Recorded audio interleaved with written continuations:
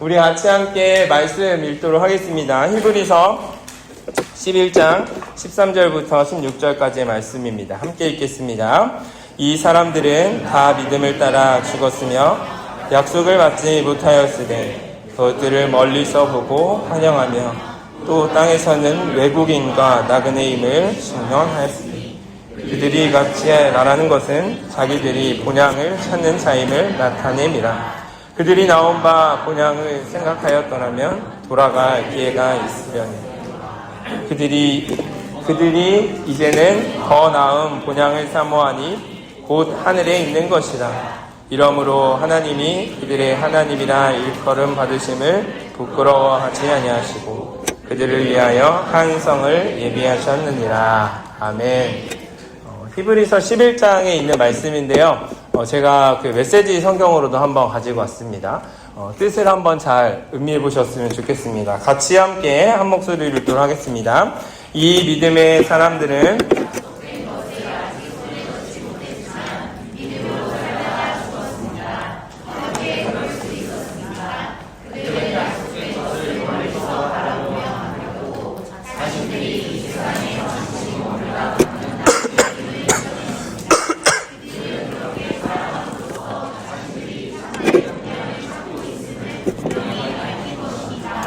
만약 그들이 전에 살았던 나라를 그리워했다면 언제라도 돌아갈 수 있었을 것입니다. 그러나 그들은 그보다 더 나은 나라, 곧 하늘나라를 갈망했습니다.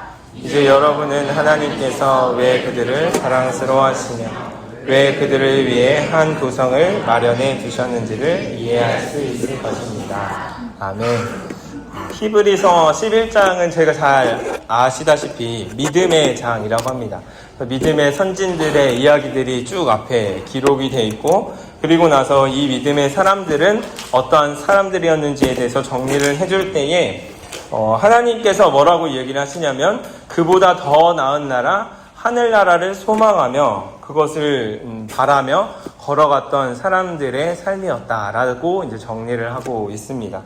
저희가 이번 주제가 또 철로역정이라는 주제로 진행을 하게 된 과정들 속에서 가장 잘 어울리는 말씀이지 않나라는 생각을 합니다. 철로역정이라는 그 뜻을 먼저 좀 살펴보려고 하는데요. 한문으로 보면은 하늘천, 그리고 길로, 지나다역, 경로정입니다. 정리를 하자면 천국으로 가는 과정, 그 길목, 그리고 그 여정, 이렇게 생각을 하시면 될 것 같고요. 영어로는 필그림스 프로그레스 네. 한국어 발음. 네.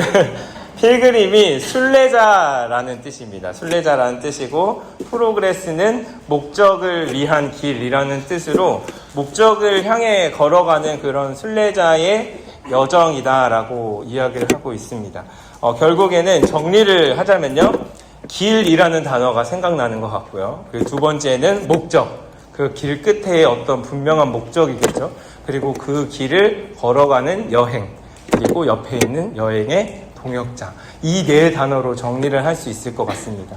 우리는 어디에 이렇게 거주해서 살아가는 사람들이 아니라 히브리서 11장에 있는 표현들로 빌리자면 나그네이고 또 외국인입니다. 잠시 살았다가 우리가 원하는 그 더 나은 본향으로 향해 걸어가고 있는 과정이다라고 생각을 하시면 될 것 같습니다. 그래서 이 철로역정을 제대로 이해하기 위해서 중요한 것은 무엇이냐면 바로 이 지도입니다. 지도는 강의 안에 보시면 나와 있거든요. 그 강의 안에 있는 내용들을 계속 앞뒤로 가면서 보시면서 어느 정도의 여정들이 지금 진행되고 있는지 한번 살펴보셨으면 좋겠고요. 지도라는 것은 출발지가 있으면 어디가 있죠? 도착지가 있습니다. 그것이 이제 여행이고 여정이잖아요. 목적 있는 여행입니다. 그냥 목적 없이 정처 없이 그냥 떠도는 삶이 아니라 우리의 삶은 분명한 목표와 목적을 가지고 나아간다라는 것들을 이 철로역정에서는 이야기하고 있습니다. 저자에 대해서 간략하게 한번 살펴보려고 하는데, 저자는 존 버년이라는 사람입니다. 거기 이제 가로칸에 빈칸 채우기를 하시면 되겠습니다. 종교개혁입니다. 종교개혁 시대에 영국에 있었던 크리스천 지도자 중에 한 명이 바로 좋은 번연이었습니다. 이 좋은 번연은요, 처음에는 예수님을 믿지 않았다라고 하더라고요. 땜쟁이의 자녀로 태어나서 초등학교까지밖에 나오지 못했던 학문을 가졌던 사람인데, 결혼을 했는데 그 결혼을 했던 부인이 딱 2개의 책만 들고 결혼을 하러 왔다라고 표현을 하더라고요. 근데 그 책을 읽고 회심을 하게 되면서 예수님을 영접하고, 그리고 이제 복음을 전하는 삶을 살다가 이제 체포를 당하게 됩니다. 1차 체포를 당해서 12년 동안이나 옥살이를 하게 되었고, 그 옥살이를 하면서 몇 권의 책을 이제 쓰게 되었고요. 12년 후에 옥살이에서 이제 풀려나게 됐고, 그리고 나서 또 복음을 전하고 나서 2번째 투옥을 당하게 됩니다. 그때 이제 그 2번째 수감기에 썼던 책이 바로 철로 역정입니다. 그래서 감옥에서 이 철로 역정을 저술했다라고 이제 이렇게 이야기를 할 수 있는데요. 인간의 생각과 인간의 측면에서 보면은 주님의 복음을 전하기 위해 그렇게 열심히 노력하고 살았던 삶이었잖아요. 12년이 말이 12년이지 12년 동안 감옥에 살 수 있을까요? 저는 못 살 것 같거든요. 이게 12년이 말이 12년이지 그 긴 기간을 그렇게 살아냈고 풀려났고 또 복음을 전하다 또 들어갔을 때에 우리의 생각과 측면이라면 이건 하나님한테 원망하고 불평했을 것 같은데, 오히려 좋은 번연의 인생에서 가장 중요한 역작이었던 이 철로 역정을 쓸 수 있는 기회가 생겼다. 그렇게 표현을 하더라고요. 왜냐면 만약에 그냥 목사로서 설교하는 삶을 살았다면 너무 바빠서 이 책을 쓰지 못했을 것이다 라고까지 이야기를 하더라고요. 그래서 그 시간들을 통해서 하나님께서 우리의 삶을 어떻게 이뤄가시는지에 대한 부분들을 알 수 있을 것 같고요. 그것이 고스란히 철로 역정의 그 여정들에 묻어나고 있다라는 것들을 알 수 있습니다.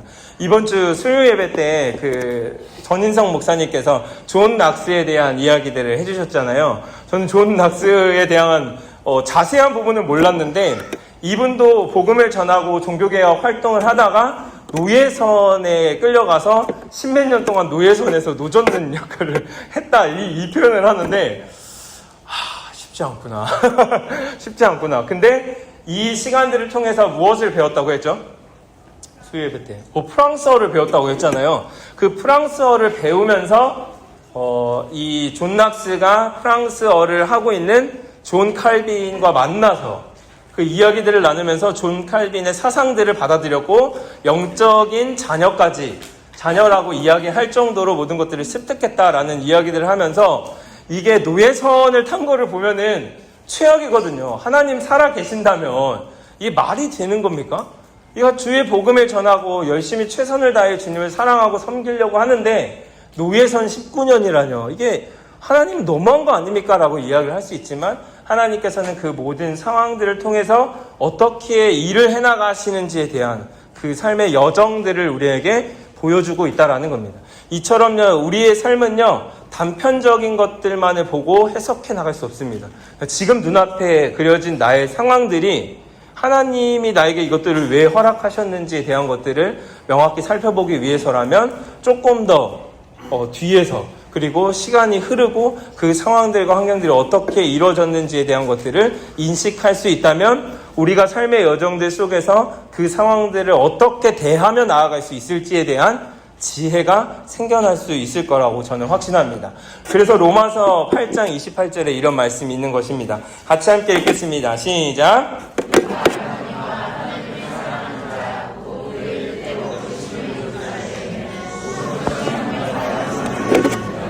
아멘. 하나님의 뜻대로 부르심을 입은 우리의 모두는요, 모든 것이 합력하여 선을 이룬다라는 것은 이 모든 것 안에는 좋은 일, 나쁜 일, 내가 생각했을 때 조금 이제 부당한 일, 이거는 말도 안 되는 일들로 여겨졌던 그 모든 것들이 다 포함된다라고 이야기를 할 수 있겠죠. 그 모든 것들이 어떻게 하나님 안에서 선을 이루며 나아갈 수 있을지에 대한 부분들을 함께 우리의 삶의 여정을 통해서 살펴보는 것이 가장 중요하겠다라는 생각이 듭니다. 그래서 우리의 마음속에 깊이 새겨야 하는 말씀 중 하나가 뭐냐면 롬파리팔. 이거 롬파리팔이라고도 하더라고요. 로마서 8장 28절 롬파리팔. 롬파리팔을 늘 생각하십시오. 고난과 어려움들, 이해되지 못하는 어떤 상황들이 우리 가운데 닥쳤을 때의 롬파리팔, 이거를 생각하면 우리가 그 상황 속에서 이것들을 어떻게 지혜롭게 해결해 갈 수 있을지 주님이 허락해 주실 것입니다.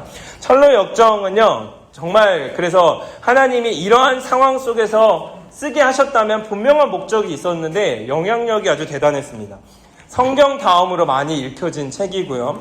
개신교 영성을 대표하는 고전 중의 고전을 이 철로 역정이라고 이야기할 수 있습니다. 복음이 전해지면서 제일 먼저 번역된 책이기도 합니다.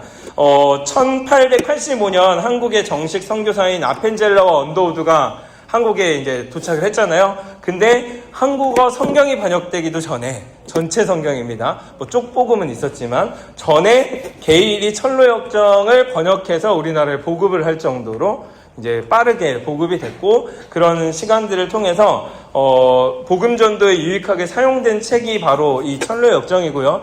이 한국 교회의 거목이라고 할 수 있는 길선주 목사님도 이 책을 읽고 변화가 되었다라고 이야기를 하고 있고요. 설교의 왕자인 황태자라고 표현을 하는데, 이 스펄전 목사님도 정말 이 위대한 설교에 많이 녹여낸 부분이 바로 이 철로 역정에 있는 내용입니다. 그 이유에 대해서 한번 쭉 살펴보니까 성경에 있는 각각의 요소들을 정말 잘 녹여냈더라고요. 이렇게까지 이 스토리를 이렇게 만들어낼 수 있었던 것은 저는 하나님 성령의 일하심과 역사하심이 함께 있기 때문이다라고 생각을 합니다. 그렇기 때문에 읽어보실 것을 권면해 드립니다. 아직 반밖에 못 읽으셨다면 끝까지 한번 읽어보시고, 나는 그냥 요약본만 봤다 하시는 분들은 전체 풀 스크립트를 한번 읽어보시는 걸 추천을 해드리고요. 저도 대학생 때 그냥 막 읽었다가 이제 저도 이제 거의 마흔이 돼서 이걸 읽어보니까 이 확실히 다르더라고요. 사실 이 주제가 정해지게 된 게 저희 그 이웃마을 구성원분 중 한 분이, 목사님, 마흔에 다시 철로 역정 읽었는데 너무 다르게 느껴져요, 이렇게 얘기를 하시는 거예요. 그리고 저도 다시 읽었는데 이게 은혜가 되는 거예요. 어떤 부분에서 어떤 포인트들이 있었는지에 대해서 또 함께 좀 잘 나눌 수 있는 그런 시간들이 됐으면 좋겠고요. 이동원 목사님이 이 철로 역정 강의를 엄청 많이 하시는데 재밌는 얘기를 하더라고요. 고전책들 있잖아요. 고전책의 특징에 대해서 말을 할 때, 고전책은 많이 들어봐서 누구나 다 알지만 누구도 읽지 않은 책이다. 이렇게 표현을 하더라고요. 철로 역정, 저 그 책 알아요. 하지만 이제 자세한 내용은, 이렇게 여행 갔던. 그래서 한번 정말 책을 한번 쭉 읽어보시면 좋을 것 같고, 목사님 무슨 책을 읽어야 합니까? 번역본이 엄청 많아요. 이 번역본이 많지만, 그냥 그 중에 한 가지, 별점 제일 높은 거 사서 보시면 됩니다. 그렇게 해서 꼭 한번 읽어보시기를 추천을 드립니다. 그렇다면 왜 마흔의 철로 역정인가? 이 부분을 한번 좀 고민을 해보면서, 사실 우리의 인생에 하프타임을 지나고 있습니다. 100세 인생으로 보면 아직은 하프타임이 아니지만, 이제 80세, 90세 인생으로 본다면 이제 인생의 절반을 열심히 달려오셨고요. 인생의 절반을 열심히 살아가는 그 하프타임의 시간입니다. 운동 경기에서 전반전이 끝나고 후반전을 준비하면서 쉬는 시간을 하프타임이라고 하잖아요. 그때 하는 일들이 무엇이냐면, 전반전 때 무엇을 잘했는지 무엇을 못했는지를 잘 판단해서 이야기를 해줍니다. 이때는 이렇게 했어야지, 저때는 저렇게 했어야지, 이런 전략 한번 써보자, 저런 전략 한번 써보자 해서 후반전에 어떤 전략들을, 선수를 어떻게 바꾸고 조합을 하며 이것들을 어떻게 해나가야 할지에 대한 것들을 전술을 짜는 시간이 바로 이 하프타임 시간입니다. 그래서 열심히 이제 살아왔던 삶의 전반전을 한번 좀 이 철로 역정이라는 책을 통해서 점검해 보실 수 있었으면 좋겠다. 아마 그 부분이 인사이트가 많지 않았을까. 나는 어떻게 보면 이제 막 애 키우고 이제 일하고 하면서 이렇게 저렇게 살았던 그런 삶에서 다시 한번 이 부분에서 내가 좀 벗어난 길이었구나. 이 부분에서 누군가의 도움이 있었구나. 또 이 부분에서는 내가 절망에 지금 거인에게 두들겨 맞고 있어서 하나님을 의심하고 있었던 시간들이었구나.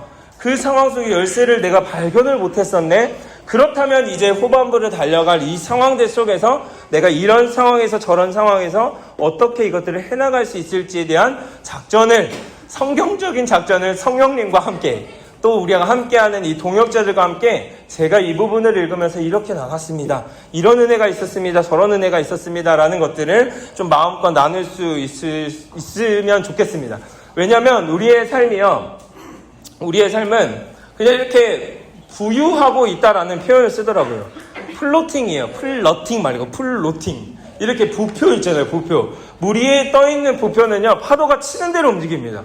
이리 갔다 저리 갔다 이리 갔다 저리 갔다 하는 거거든요. 어떤 목적에 따라 이 부표가 움직이는 것이 아니라 그냥 일로 파도치면 일로 갔다, 절로 파도치면 일로 갔다 하는 거거든요. 세상에선 이게 좋은 교육이다 하면 일로 갔다가, 저게 좋은 거다 하면 일로 갔다가, 여기가 돈 많이 번다 했는데 일로 막 투자하고 있는데 AI가 갑자기 막 나타나고, 이게 뭐야, 막 이렇게 막 이래저래 해서 여기까지 왔는데, 우리의 삶이 그냥 이렇게 부유하는 삶이 아니라 천성을 향해 어떤 목표, 정확한 목표를 향해, 그 목표를 향해 우리가 묵묵하지만 어렵지만 힘들지만 두 손 잡고 우리가 나아갈 수 있는 그 길이 어떤 길인지에 대한 부분. 그래서 우리의 핵심 질문은 무엇이냐면, 나는 이 땅에서 어떤 순례자의 삶을 살고 있는가입니다. 전혀 인식하지 못했어요. 저는 이 책을 읽기 전까지는 이런 생각 자체를 하지 못했어요. 창피한 부분이지만 목사인 저도 오늘 이제 사역이 끝나면 내일 사역을 준비하느라 정신이 없습니다. 이거 이제 끝나면 다음 주 막 새벽 예배 막 준비하고, 뭐 이거 끝나면 뭐 준비하고 막 사역 준비하고, 뭐 마더와이즈 끝나면 뭐 이거 해야 되고, 막 이러다가 11월? 11월이에요 벌써, 여러분.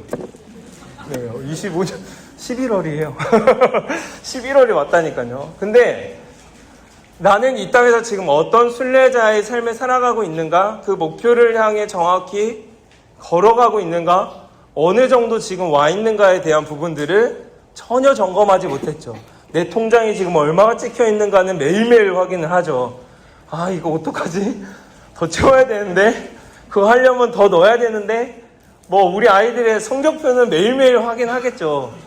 그것들을 확인하는 것들이 뭐 좋다 나쁘다를 떠나서가 아니라 우리의 삶의 분명한 목표와 지금 가고 있는 그 길의 정확한 위치를 파악하는 것이 굉장히 중요하다라는 것을 우리는 알 수 있다라는 겁니다. 그래서 빌립보서 3장 20절에 보면 이런 말씀이 있습니다. 같이 함께 읽겠습니다. 시작.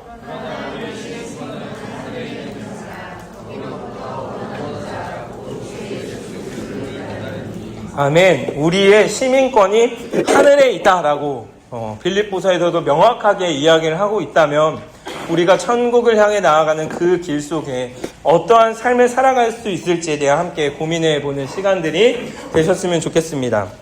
먼저는 그래서 철로역정의 전반적인 줄거리를 제가 좀 그래도 설명을 해드려야, 아, 저게 저 얘기구나 라는 것들을 좀 알 수 있을 것 같습니다.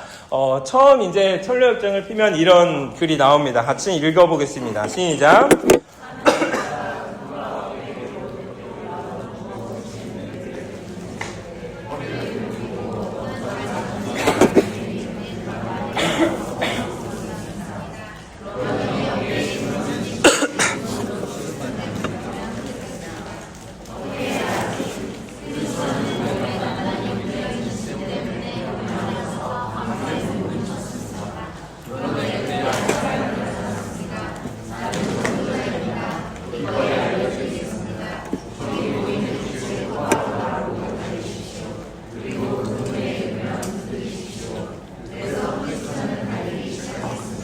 아마 이 부분은 다 아실 겁니다. 그죠? 이제 여행을 떠나려고 하는데, 크리스천이라는 한 주인공의 등에 뭐가 있었죠? 커다란 짐이 있었는데, 이걸 벗으려고 해도, 벗기려고 해도 절대로 벗어지지 않는. 그래서 안에 어떤 크리스티나가 벗어보세요. 좀 그렇게 해보세요. 근데 내가 이걸 어떻게 해야 되는지 잘 모르겠습니다. 라고 이제 이야기를 하면서 시작이 됩니다. 이것은 한 사람의 꿈으로부터 이제 시작이 되는 건데요. 존 버년이 이제 그 전지적 작가가 돼요. 그 상황을 이렇게 지켜보고 있는 것이라고 생각을 하시면 되겠습니다. 그래서 처음에 이제 그가 살고 있었던 도시는 바로 멸망의 도시였습니다. 멸망의 도시. 이 크리스천의 또 하나의 특징이 무엇이었냐면 한 손에는 책이 있었습니다. 그 책은 무엇이었을까요? 성경이었어요. 네, 성경이었습니다. 그래서 그 책에 있는 내용들을 계속 읽으면 읽을수록 이 뒤에 있는 짐의 무게가 너무나도 무겁게 느껴지게 되는 거죠. 그 강의 안에 도표 보시면서 같이 따라오시면 될 것 같습니다. 그래서 그 멸망의 도시가 곧 멸망할 것이다 라는 그런 메시지, 그리고 정말 그 천성에 사는 임마누엘이라는 그 주인이 우리를 얼마나 사랑하시는지에 이런저런 내용들을 하고 있었을 때, 그렇다면 내가 어찌해야 합니까? 마치 사도행전에 그 베드로가 하나님의 말씀을 복음을 선포했을 때에 그렇다면 내가 어찌해야 합니까? 라고 질문했던 사람과 같이 크리스천이 그렇게 이야기를 하고 있는 것입니다. 이들이 왜냐하면 살고 있었던 그 멸망의 도시는 예수 그리스도의 복음이 없는 세속사회를 의미하고 있기 때문입니다. 우리가 살아가는 그 세상의 삶들을 한번 생각을 해 보십시오. 특별히 정말로 빠른 속도로 변하고 있는데, 이제 이 AI라는 것이 이 세대에 들어오게 되면서 그 속도를 우리는 정말 따라갈 수조차 없습니다, 이제는. 제가 이번 학기 기독교 교육 그 수업 중에 하나가 AI와 기독교 교육이거든요. 그래서 그 인공지능에 대한 이야기들과 그 전반적인 내용들을 그냥 쭉 지금 배우고 있는데, 그 배우는 과정들 속에서도 내용이 바뀝니다. 이때는 이랬는데 지금 또 이게 이렇게 변했고 이렇게 상황이 바뀌어졌다라는 이야기들을 쭉 해나가는 그런 사회 속에서 살아갈 수밖에 없습니다. 그렇다면 우리는 어떤 삶을 살아가야 할까요? AI 시대에서 가장 살아남을 수 있는 방법을 얘기를 해주는데 뭔지 아십니까? 자본이 많은 사람. 와, 이거 나는 안 되네? 왜냐하면 우리의 이 지식으로는 따라갈 수가 없습니다. 그래서 이 자본력을 가지고 어마어마하게 이제 투자하는 나라, 빈부격차는 더욱더 심해질 것이며, 그 빈부격차는 세대적인 구분 안에서 더 극명하게 차이가 날 것이고, AI를 사용하는 자와 사용하지 못하는 자로 나뉘게 될 엄청난 그 디스토피아를 막 얘기를 하면서 막 이야기를 하는데, 그런 막 얘기를 듣고자 하면 어떤 생각이 드는지 아십니까? 진짜 이거 망했다. 이 진짜 애들 살아가는 세상 어떡하냐? 그게 사실 애들 살아가는 세상이 아니라 저희들이 이제는 반백년을 살아가야 하는 세상이 그런 세대라고 생각을 해보면, 야, 이걸 정말 어떻게 해야 되나? 라는 걱정과 고민들만 생겨나게 된다라는 겁니다. 근데 이 AI가 절대적으로 할 수 없는 한 가지를 저는 이 책에서 발견했어요. 뭐냐면, 우리의 삶 가운데 있는 이 무거운 짐을 절대로 덜어줄 수는 없다라는 겁니다. 아무리 이 기술이 발전하고 여러 가지 상황들이 AI를 통해서 재조정되고, 정말 이제는 로봇의 AI가 심겨지고 따라갈 수가 없습니다. 이제 계산에 대한 부분들, 글 쓰는 것부터 모든 것들을 다 따라갈 수 없는 상황에서 우리의 인생의 이 무거운 짐을 과연 AI가 해결해 줄 수 있냐? 없거든요. 여기에 이 그리스도인들이 가지고 있는 신비로움과 그 은혜가 있다라는 것을 저는 발견할 수 있었습니다. 근데 계속해서 그 교수님이 저에게 질문을 하거든요. 그렇다면 이러한 상황 속에서 인간과 AI의 차이가 뭐야? 그런데 이런 상황 속에서 기독교가 제시해 줄 수 있는 그 가치가 뭐야? 라는 것들을 계속해서 던지거든요. 한 가지의 해답을 찾은 거예요. 이 삶의 무거운 짐들을 AI가 절대로 해결해 줄 수 없다. 이 죄의 짐들은 정말 예수 그리스도의 십자가가 아니면 해결해 줄 수 없다라는 것, 그것들을 우리가 확신하며 나아가야 합니다. 그럼에도 불구하고 이 세상은 계속해서 우리를 유혹하고 괜찮다고 하고 헛된 소망을 계속해서 우리에게 불러일으켜 주고 있다라는 것이죠. 그런데 우리는 그 거짓말에 속지 말아야 합니다. 히브리서에 나타났던 그 믿음의 사람들과 같이 그 시대나 지금이나 동일합니다. 우리의 인생은요. 그냥 믿음의 본향을 땅에 정말 우리가 할 수 있는 그 걸음을 그냥 한 걸음씩 걸어 나가면 되는 것. 그 부분에 어떤 두려움들이나 부담감이 아니라 정말 이 짊어지는 짐은 예수 그리스도께서만 해결해 주실 수 있다라는 그 부분을 우리가 믿음으로 믿고 나아갈 수 있어야 한다라는 것입니다. 그래서 이 전도자를 만난 크리스천에게 전도자가 이렇게 이야기를 합니다. 저쪽에 있는 빛이 보이십니까? 그 빛을 향해 달려가십시오.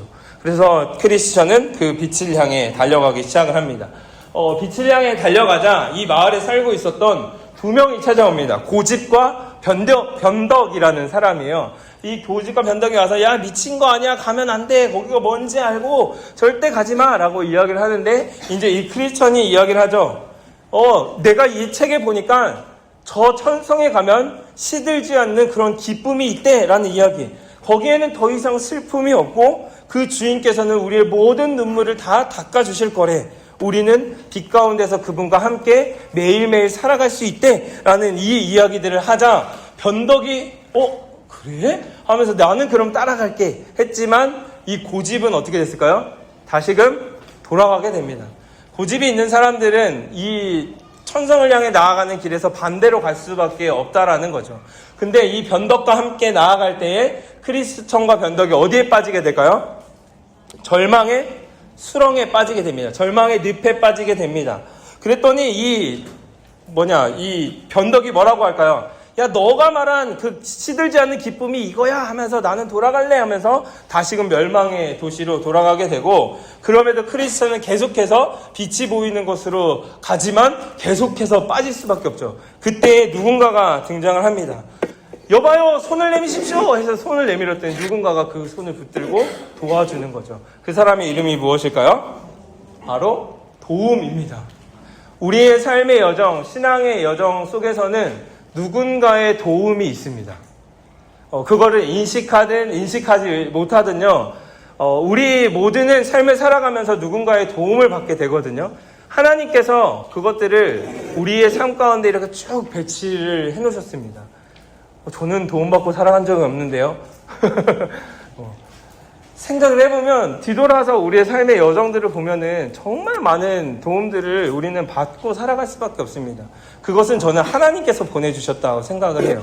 그리고 천군 천사들을 우리 가운데 보내어주셔서 눈에 보이지 않지만 그런 상황들 있잖아요. 이건 진짜 하나님이 아니었으면 이거는 죽은 거야 라고 생각하고 인식되었던 그런 모든 상황들에 하나님께서는 이렇게 도움의 손길을 우리 가운데 보내어주신다라는 겁니다. 이 도움을 따라서 다시 함께 그 도움의 손길을 통해서 다시 그 길을 걸어가게 되는데요. 그 길을 걸어가는데 갑자기 세속현자가 나옵니다. 아주 똑똑해 보이는 이 교수님 같은 사람이 등장을 해가지고 어디를 가냐라고 얘기를 하니까 저는 저 빛이 보이는 저 밝은 빛이 향하는 문으로 가고 있습니다 라고 얘기를 하자, 그 길은 힘든 길이야 하면서 내가 더 쉬운 길을 알려줄게 하면서 했던 게 뭐냐면 바로 율법의 언덕입니다. 이 율법의 언덕으로 가봐, 더 쉽게 구원을 받을 수 있어. 정말입니까? 하면서 크리스천이 고든 길로 가야 하는데 그 길에서 곁가지로 나아가게 됩니다. 생각해보면 우리의 삶 가운데요, 그 율법이라는 것이 생각보다 되게 달콤합니다. 이 복음은요 굉장히 어느 면에서 모호하거든요. 근데 율법은 명확해요. 너가 이거 해? 그럼 복 줄게. 이거 안 해? 벌 받아. 뭐 이렇게 해? 그러면 이렇게 돼. 그게 정확하거든요. 그래서 어떤 것들을 안 했기 때문에 막 벌을 받는 것 같고 뭐 그런 클리어함이 있거든요. 그래서 사람들은 생각보다 많은 경우에 이 신앙생활을 하면서 율법적인 신앙생활을 합니다. 내가 주일 성수 잘하면 하나님이 복 주시겠지. 우리의 가정의 상황들을 열어주시겠지. 이게 결국에는 율법적인 복음이거든요. 내가 이렇게 하면 그렇게 하겠지 라는 생각들로 우리가 살아가는 겁니다. 근데 율법은요, 가게 되면은 계속 우리를 정죄합니다. 너 이렇게 못했잖아. 저렇게 못했잖아. 이럴 때 이렇게 안 했잖아. 저렇게 안 했잖아. 하면서 우리를 정죄하고 다른 사람들과 비교하고 버려질 것에 대한 두려움들을 허락해 준다라는 거죠. 근데 이때 전도자가 다시 나타나 다시금 길을 가게 됩니다. 빛나는 문까지 갔을 때에 막 화살이 날아듭니다. 그 화살은 사단이 쏘고 있는 화살이었죠. 그때 다급하게 문 앞으로 갔는데 어떻게 열어야 하지 하고 위에를 봤더니 뭐라고 써있죠? 두드리라 그리하면 열릴 것이다. 막 꽉 두들겼더니 그 안에서 선이라는 사람이 나와서 그 크리스천을 건져내 줍니다.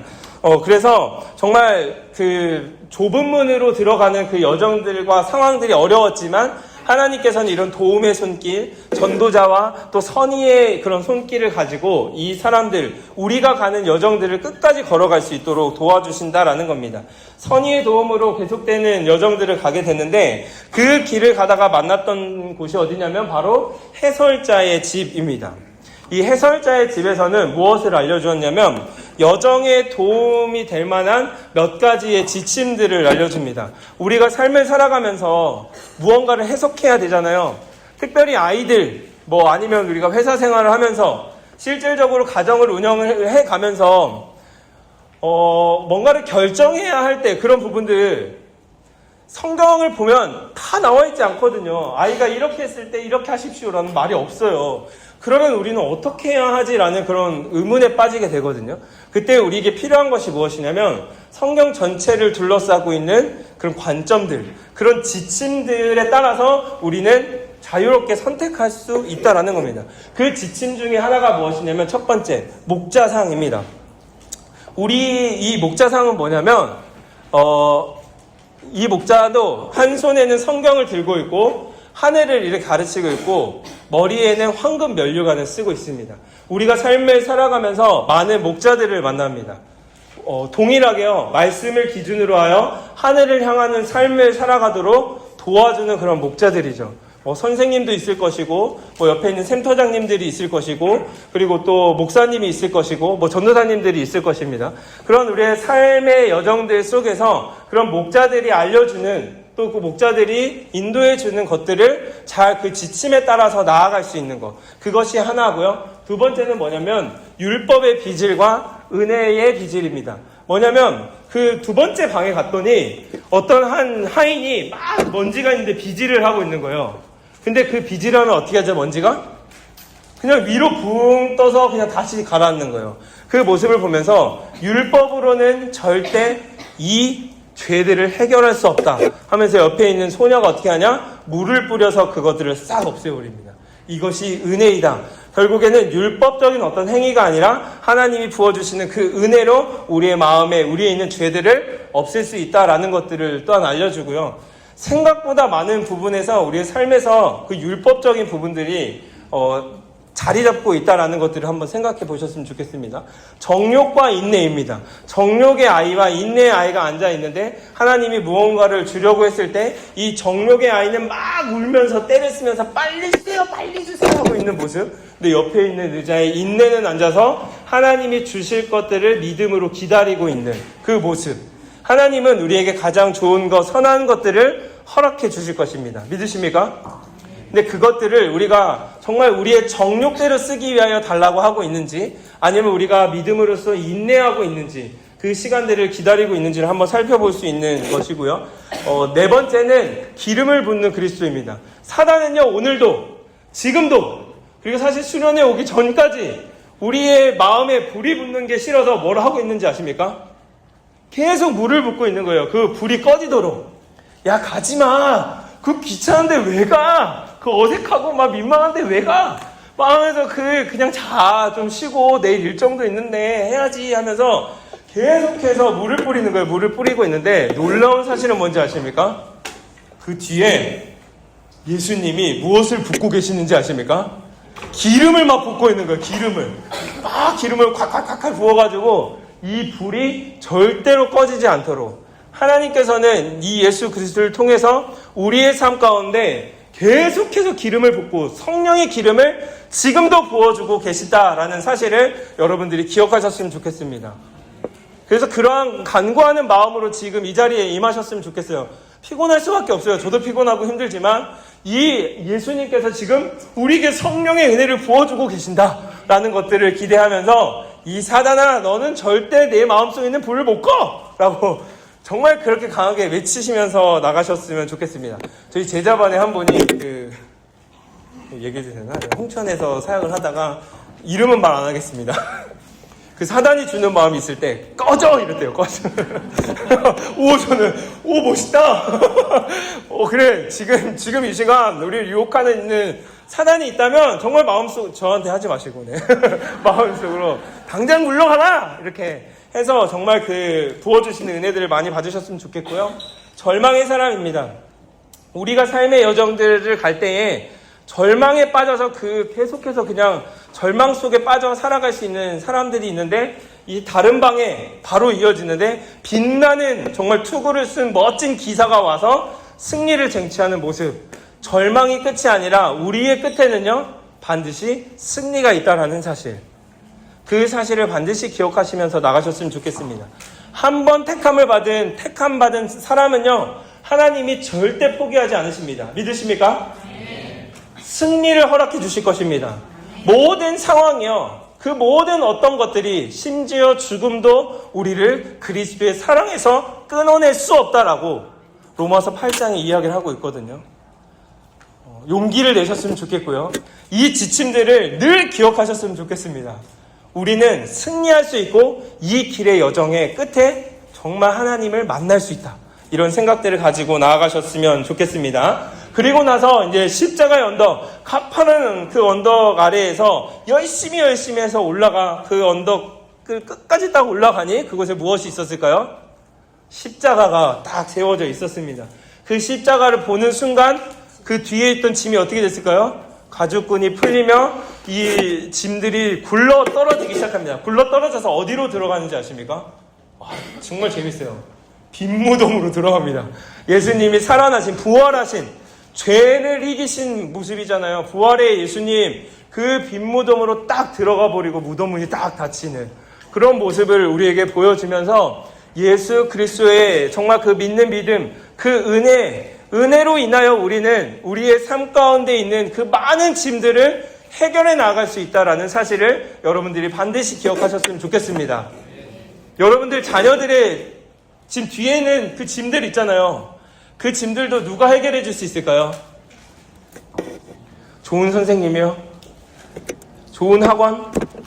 아니에요. 저는 정말 확신하는 한 가지는 이들도 개인적으로요, 예수 그리스도 앞에 나아갔을 때에 그 모든 짐들이 다 해결될 수 있습니다. 그러한 믿음이 없으면요, 우리가 정말 삶을 살아가면서 부유하는 삶을 살아갈 수밖에 없습니다. 이거는 정말 시작에 불과하다라고까지 표현을 합니다. 이제 AI 시대는 걷잡을 수 없는 많은 유혹들과 미혹들. 이거는 이제는 아이들이 더 그것들을 잘 활용할 수 있는, 컨트롤을 하고 싶어도 할 수 없는 그런 상황 속에 놓여진 아이들을 여러분들 어떻게 양육해 가시겠습니까? 인간의 힘과 노력들, 능력들로는 절대 할 수 없다니까요. 우리가 할 수 있는 유일한 한 가지는 십자가 앞에 세워 그 정말 무거운 짐들을 아이들이 스스로 풀어내고 그 안에서 자유함을 얻었다라는 이 고백을 해나갈 수 있게 하는 것. 그것이 우리가 할 수 있는 최선이지 않나라는 생각을 하게 됩니다. 이 놀라운 감격을 여러분들도 누리셨으면 좋겠고요. 여러분들 모든 가족들이 다 누리셨으면 좋겠고, 특별히 저는 우리 아이들이 그러한 정말 이 십자가의 은혜를 마음껏 누리며 살아갈 수 있는 아이들이 됐으면 좋겠습니다. 이거 하면 이거 해줄 게가 아니라요. 이거 이렇게 하면 이렇게 해줄 게가 아니라, 엄마, 저 진짜 하나님을 알아가고 싶어요. 진짜 그 자유함 가운데 살아가고 싶어요. 라는 이 고백들이 아이들 입에서 정말 나올 수 있도록 우리의 삶을 통해 또 아이들의 삶의 여정들 속에 십자가 앞에 세워나갈 수 있게 된다라는 것들을 기억한다면, 이 철로역장에 있는 내용들을 또 아이들과 함께 전 좀 많이 나누셨으면 좋겠어요. 쉽지 않은 여정이지만 우리가 이 길에 서 있어. 근데 그거는 나만 아니라 너도 서 있어. 너도 한 명의 크리스천으로 라고 같이 이야기를 하면서 나아갔으면 좋겠습니다. 그래서 이 참된 자유를 누린 자만이 천성을 향해 나아갈 때에 곁길로 빠지지 않을 수 있다라는 겁니다. 왜냐면 뒤에도 나오지만 담을 넘어온 사람들이 있어요. 힘들잖아요. 어렵잖아요. 이 고난에 막 절망의 늪에 빠지고 막 화살 피하고 막 여러 가지 유혹들 속에서 너무나도 힘들고 어렵기 때문에 막 가파른 언덕도 올라가야 되고 막 이런 상황들 속에서 너무 힘들어서 담을 넘어온 사람들이 있었거든요. 근데 그들은 결국에는 넓은 길로 나아가게 됩니다. 이 길이 힘들고 고난의 길이지만 여기에 참된 자유가 있고 여기에 참된 행복이 있다라는 것들을 우리가 알려줄 수 있어야 한다라는 것입니다. 십자가의 언덕에 올라가자 3명의 천사를 만나게 됩니다. 그 첫 번째 천사가 뭐라고 얘기를 했냐면 내 죄가 용서되었다. 하나님을 대신해서 이야기를 해줬던 거겠죠. 첫 번째, 우리의 모든 죄가 용서되었다라고 용서의 고백을 해주십니다. 두 번째 천사가 뭐라고 하냐면 아이고 절망의 수렁에서도 막 그렇게 빠지고 너 그 옷 뭐냐? 자, 옷 벗겨주고 더러운 옷 벗겨주고 내가 새 옷을 입혀줄게. 너무나도 찬란하고 아름다운 새 옷을 입혀줍니다. 세 번째 천사는 무엇을 하냐면 이마에 인을 받고 두루마리를 선물을 해줍니다. 이 세 가지는 무엇을 의미하냐면 성부와 성자와 성령께서 구원받은 백성을 향해 어떤 은혜를 베풀어 주셨는지를 우리에게 알려주고 계시다라는 겁니다. 그 죄의 모든 짐을 다 정리해 주시고 해결해 주시며, 두 번째는 뭐냐면 우리를 의롭다 칭해 주신 거예요. 더러운 옷을 벗겨주신 것은 내가 막 벗으려고 벗은 게 아니라 예수님이 그 옷을 벗겨주시고 새 옷을 입혀주신 겁니다. 우리의 노력으로가 아니라요. 우리가 잘남으로 아니라 그냥 예수님의 은혜와 사랑으로 그 옷을 입혀주신다라는 거죠. 은혜는 이런 것입니다. 덧입고 살아가는 거예요. 우리의 삶은 그렇기 때문에 아둥바둥 거리면서 살아가는 것이 아니라 예수님이 덧입혀주시는 은혜를 그때그때 얻으며 살아가는 삶, 그 삶이 바로 의롭다 하심을 입은 자의 삶이다라는 것이고요. 세 번째는 우리를 찍으셨습니다. 이제 우리의 이마에 인장을 딱 찍으시고 넌 내 거야! 이제 확증을 해주시는 거죠. 예수님을 믿는 모든 사람들은요, 그래서 절대로 실패가 없습니다. 목사님 저 실패했는데요, 망했는데요, 여러 가지 상황들이 있었는데요. 아니요, 하나님의 측면에서는 그것들이 실패가 아니다라니까요. 끝까지 인도해 주실 거예요. 전능하신 분이신데, 전지하신 분이신데, 모든 것을 행하실 수 있는 분이신데, 모든 것을 알고 계시는데 그것 때문에 우리를 망하게 내버려 둘까요? 그럼 믿지 않는 게 낫죠. 우리를 인쳐주셨다라는 이 사실을 기억하며 우리에게 허락하신 두루마리를 천성 가는 그날까지 꼭 잡고 가라라고 하면서 우리에게 말씀을 허락해 주셨습니다. 그 말씀을 통해서 우리는 그래서 계속 이 세 가지의 사실을 늘 매일매일의 삶 가운데 기억해야 합니다. 나는 은혜로 죄사함을 얻었고 새 옷을 입은 자이며 또 나는 인장이 지킨 자이다. 나는 구원받은 자이다. 나는 확증받은 자이다. 우리 아이들도 우리의 남편도 내 아내도 확증받은 자이다 라는 것들을 우리가 기억하면서 너무 두려워하지 않으셨으면 좋겠습니다. 여러 가지 상황들 막 비교해 봤을 때 좀 어떻게 보면은 이렇게 막 모자란 것 같고, 등수로 봤을 때 아래에 있고 위에 있고 이게 요동치는 삶, 누구는 뭔가 진로를 정해서 나가서 열심히 하는 것 같은데 얘는 뭐지 얘는 누구 배에서, 너는 누구 배에서 태어났니? 라는 생각을 하게 되는 상황들 속에 십자가 앞에만 세우시면 됩니다. 끝까지 인도하실 분 저는 하나님이시라고 저는 확신합니다. 그 부분을 우리가 늘 기억하며 고든 길로 가라. 그리고 우리가 갈 수 있는 정말 그 최선의 그 방법은 하나님이 허락해 주신 그 길로만 가는 거다라는 것들을 이야기를 할 수 있으면 좋겠습니다. 여기까지가 한국교회에서 주로 강조를 했던 부분입니다. 예수님 믿으십니까? 지금 죽으시면 천국 가실 수 있으십니까? 네. 그러면 당신은 구원받은 사람입니다. 아니요. 그래서 예수님이 이 땅 가운데 오셨습니다 하면서 이제 끝난 거예요. 그러다 보니 우리의 삶의 여정들 속에 구원받은 삶으로 살아간다고 딱 왔는데 고난이 바로 닥치니 당혹스러운 거예요. 나 예수님 믿었는데?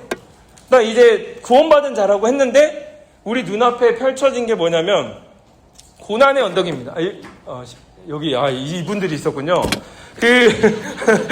십자가의 언덕에 내려가니까 단순 나태 거만이라는 친구들이 잠을 자고 있는 거예요.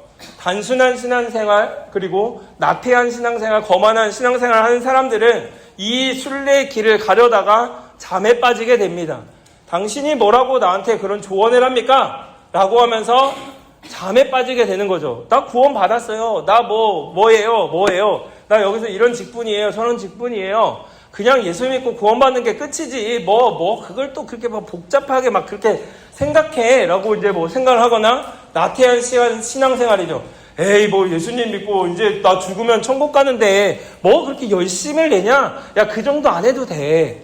야, 그렇게까지 막 수고할 필요 없어. 야, 이 저녁에 그냥 자, 수련회 가지 마. 라고 이제 이야기를 하면서 이 신앙에 잠에 빠지게 되는 거죠. 단순함으로, 나태함으로, 거만함으로 우리를 잠에 빠지게 하는 것들로부터 우리는 벗어날 수 있는 그런 지혜가 필요합니다. 그래서 이 크리스천이 가서 일어나세요! 일어나세요! 라고 얘기하지만 이 사람들은 반응을 하지 않죠. 그리고 결국에는 크리스천 혼자 떠나게 됩니다. 그리고 만났던 사람들이 바로 이 위선자와 형식주의자인데 이들이 바로 담을 넘은 사람들이에요. 아이, 뭘 그렇게 힘든 길을 가. 딱 봐봐. 지금 너나 나나 똑같잖아. 똑같은 길 위에 서 있는 거야. 형식적으로 보면은 다 그 겉모습만 이렇게 잘 포장하면 돼. 라고 이야기를 하면서 이 길을 동행을 하게 됩니다. 크리스찬과 동행을 하는데 갈림길이 나오죠. 그 갈림길이 나오는데 여기는 넓은 길이고 고난의 산이 딱 하니 등장을 한 거예요. 제가 말하려고 했던 게 여기였습니다. 바로 예수님을 믿고 딱 살아가려고 딱 갔는데 고난의 산이 우리 옆에 딱 나타나게 된 거예요. 그때 위선자와 형식주의자는 야, 미쳤어. 고난의 길을 왜 가? 넓은 길로 가 하면서 이 둘은 오른쪽 넓은 길, 왼쪽 넓은 길로 가버리고 더 이상 만나지 못했다라고 적혀 있습니다.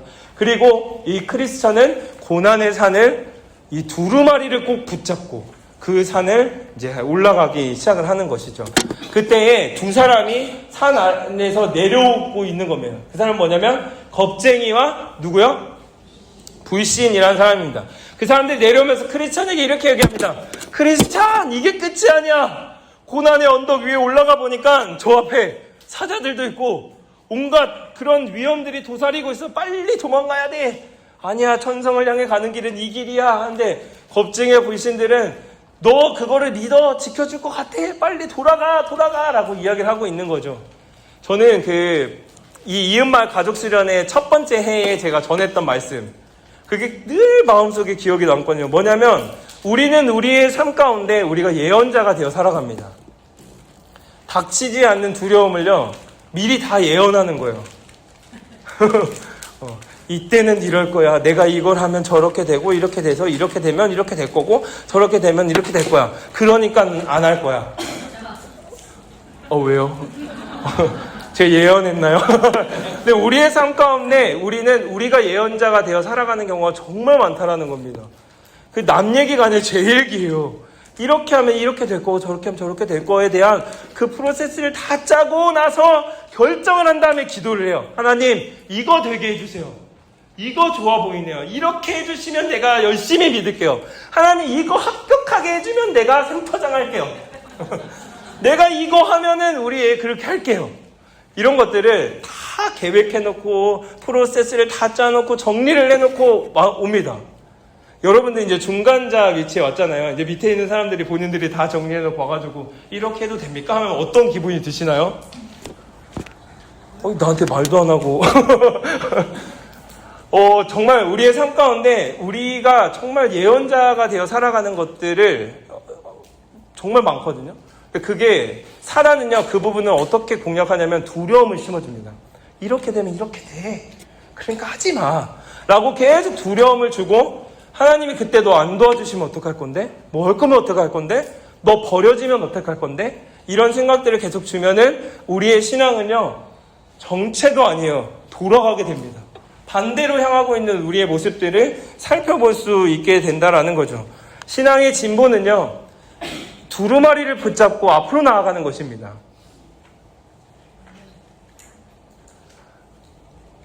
어떤 상황과 환경들이 있는지 저는 알 수는 없지만요, 쉽게 얘기할 수 있는 상황들이 아닌 분들이 저는 많다고 생각합니다.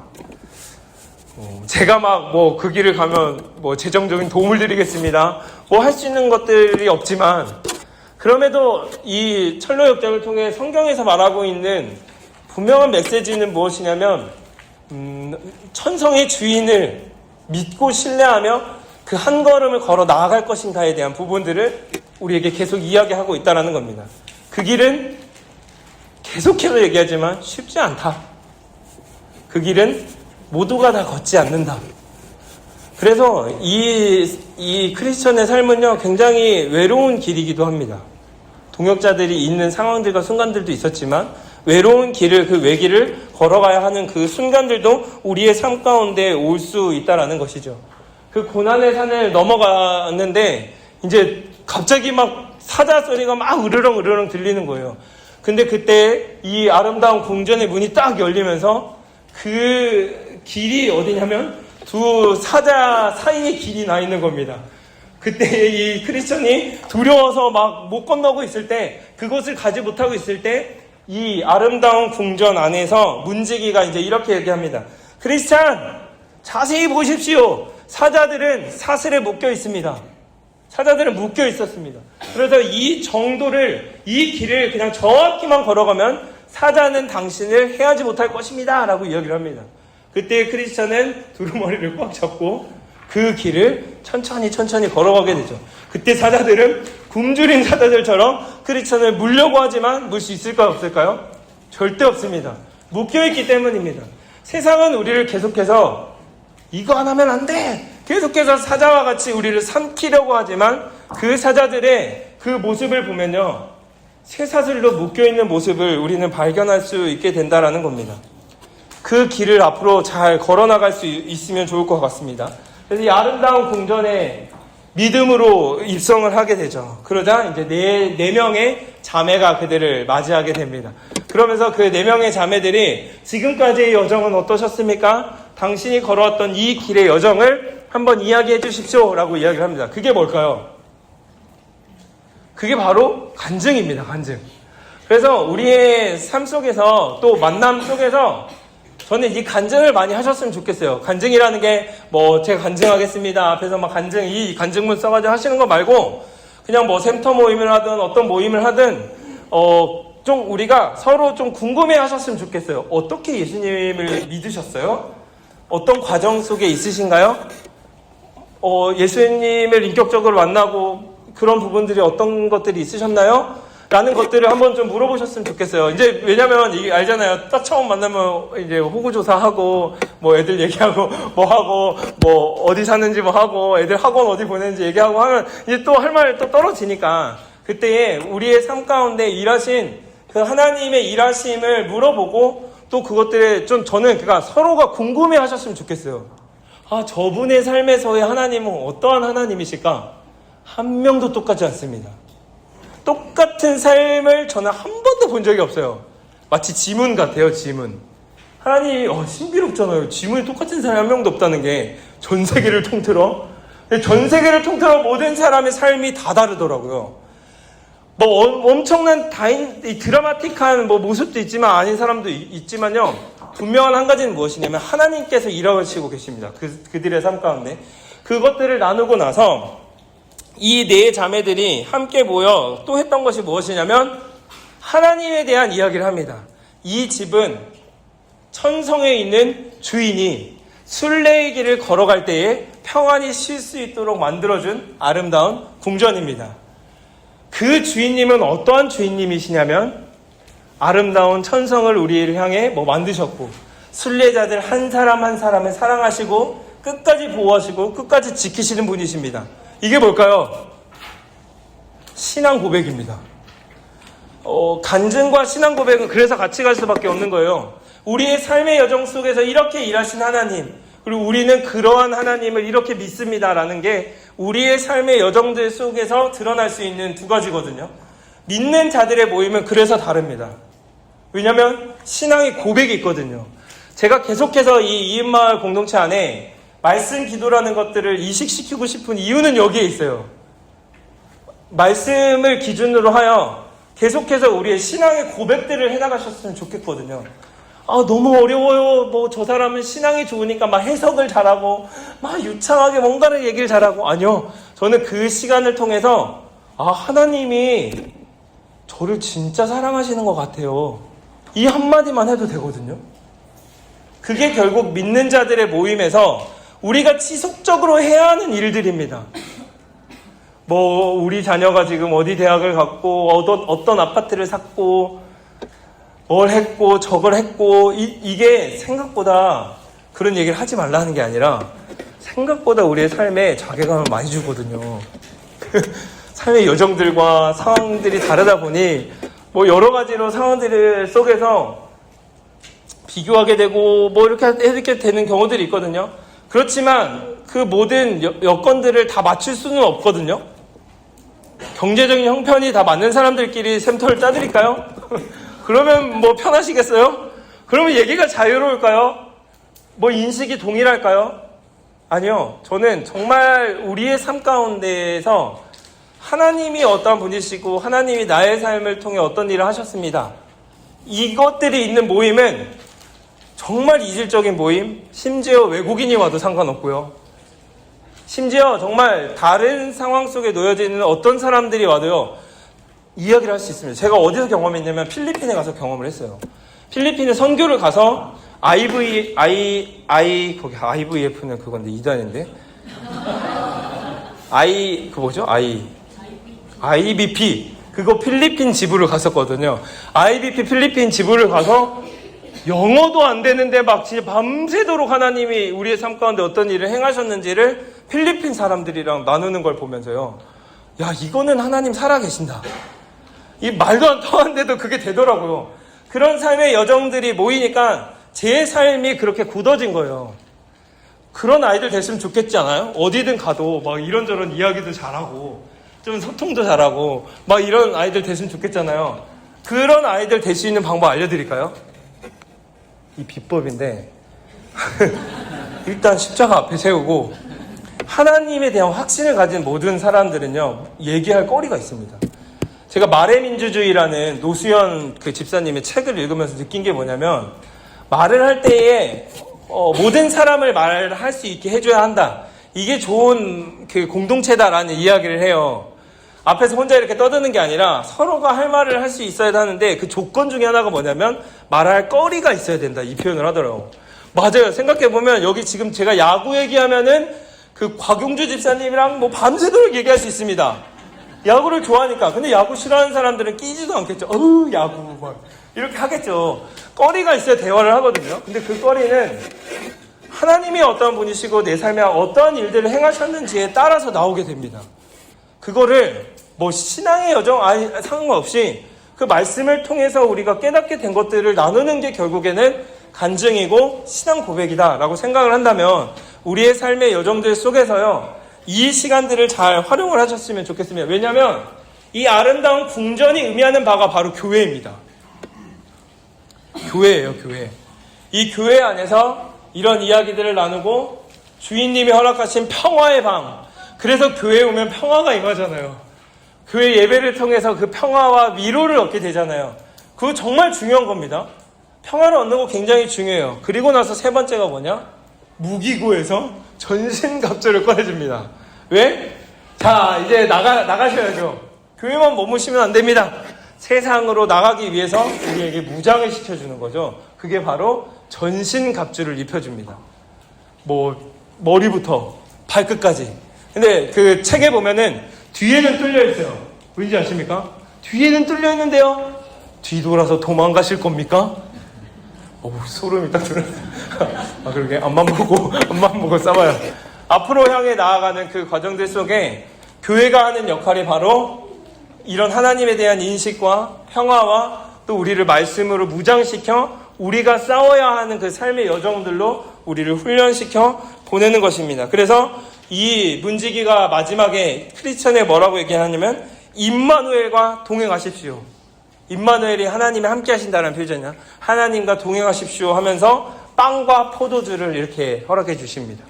이 교회를 통해서 여러분들이 영적인 양식들을 마음껏 얻고 또 우리가 세상 속에 나아갈 수 있는 그런 전신갑주를 입어 나아갈 수 있는 그런 은혜가 있으셨으면 좋겠습니다. 그리고 나서 나아갔더니 겸손의 골짜기가 있습니다. 이 겸손의 골짜기를 보니까요, 뭐가 있었냐면 아볼론이라는 귀신, 괴물, 사탄의 머리라고 할 수 있죠. 요한계시록에 보면은 이 무저갱의 사자를 아볼론이라고 표현을 하고 있거든요. 그 아볼론과의 전투가 시작이 됩니다. 전신갑주를 입었으니까 말씀의 검을 들고 이제 한바탕 싸움을 시작을 하는 겁니다. 교회에서 이제 나가자마자 교회에서 나가자마자 싸움이 이제 시작된다는 거예요. 이 싸움이 시작되는데 이 아볼론이 하는 그 공격의 방법을 보니까 처음에는 두려움을 줍니다. 와, 막 소리 지르고 막 하면서 막 그걸 막 크리스천을 막 위협하고 막 때리고 눕히고 합니다. 사단은 우리에게 다양한 방법을 쓰는데 첫 번째, 우리가 정신 차리지 못할 정도로 그냥 다 휘둘러 버립니다. 뭐 우리 집안을 막 흔들어 버리기도 하고요. 우리 재정을 흔들어 버리기도 하고 우리 아이들의 상황들을 막 흔들어 버리기도 합니다. 사단이 하는 공격들 중에 하나다라는 겁니다. 하나님이 우리에게 그런 고난을 허락해 주셨을 수도 있겠지만 사단이 우리를 정말 그 두려움 가운데 집어넣는 거다라는 거죠. 두 번째는 뭐냐면 유혹하기도 합니다. 여기 책에 보면은 달콤한 목소리로 유혹한다라고 표현을 하거든요. 두려움도 조장하지만요, 정말 달콤한 목소리로 우리에게 유혹하기 시작합니다. 이렇게 해봐. 내가 그러면 이렇게 해줄게. 지금이라도 그냥 포기해. 그냥 그렇게까지 할 필요 없어. 라는 그런 달콤한 목소리로 우리를 계속 유혹한다라는 거죠. 그리고 세 번째는 뭐냐면 수치심을 자극합니다. 아, 너는 안 돼. 그리고 너는 주인이 이미 버린 거야. 그러니까 지금 안 도와주지. 용서해주지 않을 거야. 너 절망의 늪에 빠졌어, 안 빠졌어? 세속현자가 유혹해서 율법의 산 갔어, 안 갔어? 그거 너 천성 앞에 가가지고 주인 앞에 서잖아? 너 바로 심판받을걸? 너 지금 그 죄인 죄 때문에 멸망할 거야. 망할 거야. 너 최악이야. 넌 끝이야. 라고 이렇게 수치심을 우리에게 주고 있다라는 겁니다. 근데 이 크리스천이 무엇을 가지고 있었죠? 이 말씀의 검을 가지고 있습니다. 그 모든 계속되는 상황들 속에서 임마누엘의 섭리에 따라 손을 뻗어 칼을 짚고 찔렀을 때에, 그리고 이런 표현을 합니다. 우리는 우리들을 사랑하시는 이로 말미암아 너끈히 승리한다. 영화의 한 장면 같겠죠. 그래서 이 아볼론을 물리치는 그런 장면들이 있습니다. 이 사단이 주는 부분들을 한번 잘 생각해 보십시오. 두려움, 그리고 달콤한 유혹, 그리고 수치심. 제가 몇 번 얘기하긴 했는데 완벽한 부모는 없다라는 그 책에 보면요, 그 폴 트립이 자녀들을 이렇게 자녀들을 변화시키는 방법 3가지, 가장 쉬운 방법 3가지를 얘기를 하는데 1번 두려움 조장, 2번 보상, 3번 수치심.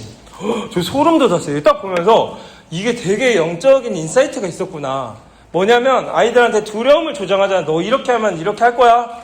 너 이거 하면 뭐 못해. 이런 식으로 막 우리가 아이들을 육체적으로 제압할 수 있을 때 큰 목소리 내고 힘을 줘가지고 뭔가를 딱 막잖아요. 그렇게 하면 애들이 바뀝니다. 바뀌잖아요. 그죠? 바뀌거든요.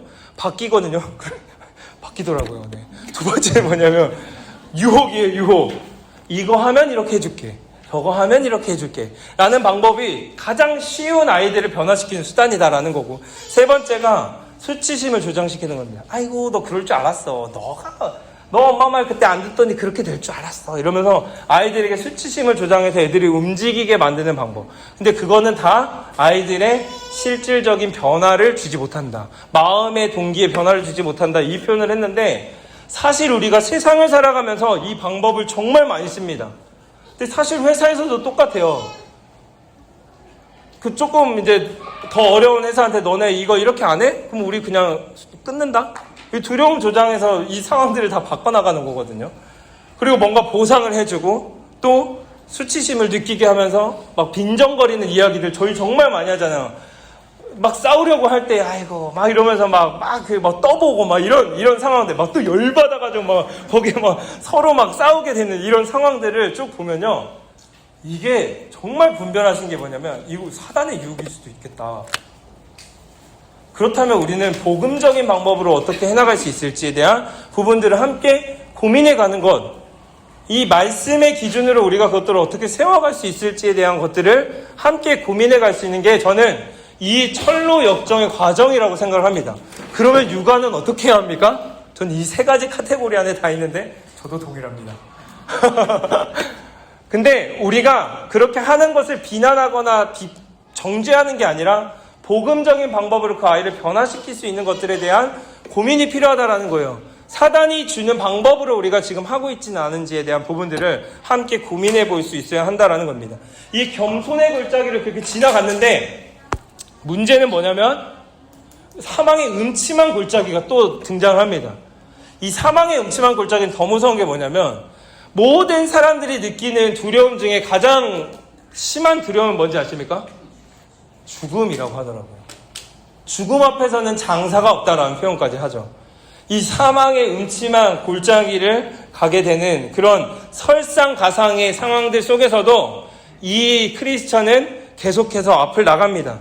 나는 임마누엘의 이름으로 그리고 주 하나님의 능력으로 이 길을 걸어갈 것이다. 우리의 신앙의 과정들 속에 선포가 되게 중요한 것 같습니다.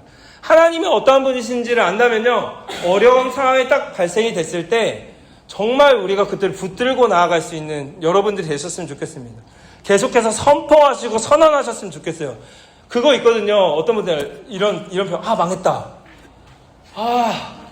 망했다. 옆에 있는 누가 듣고 있는지 아십니까? 애들이 듣고 있어요. 망했나? 그런 상황 속에서 임마누엘의 이름으로 승리할 수 있다. 이런 것들을 계속해서 선언하셨으면 좋겠습니다. 더우시면 옆에 이거 보일러 끄시면 돼요. 옆에, 양옆에. 보일러 끄시면 됩니다. 그래서 이 계속되는 유혹 속에서 무너지고 있을 때에 어디선가 음성이 들려옵니다. 시편 23편이죠. 내가 사망의 음침한 골짜기로 다닐지라도 해를 두려워하지 않을 것은 주께서 나와 함께 하십니다. 주께서 나와 함께 하신다라는 것들로 이 시간들을 거쳐 나가게 됩니다. 그리고 나서 만났던 동행자가 누구냐면 신실이라는 사람이었습니다. 좀 한번 빨리 가보겠습니다. 신실이라는 사람과 함께 이 길을 가게 되는데 그때에 전도자를 함께 만나게 돼요. 전도자님 하면서 지난날에 있었던 이야기들을 또 나누지만 그 전도자가 이렇게 이야기합니다. 당신들이 이제 허영의 시장을 지날 텐데 그때에 한 명은 순교하게 될 것입니다. 그러면서 이제 허영의 시장을 가게 되죠. 사람들이 이 물건 사세요, 저 물건 사세요, 이게 아름답습니다, 저게 아름답습니다 할 때에 이 사람들에게도 물어봤을 때 당신은 무엇을 사길 원합니까? 했을 때 저희는 진리를 사길 원합니다. 혹시 여러분들은 이런 고백 해보신 적 있으신가요? 저는 한 번도 없었습니다. 진리를 사길 원합니다. 나 내일 뭐 먹지?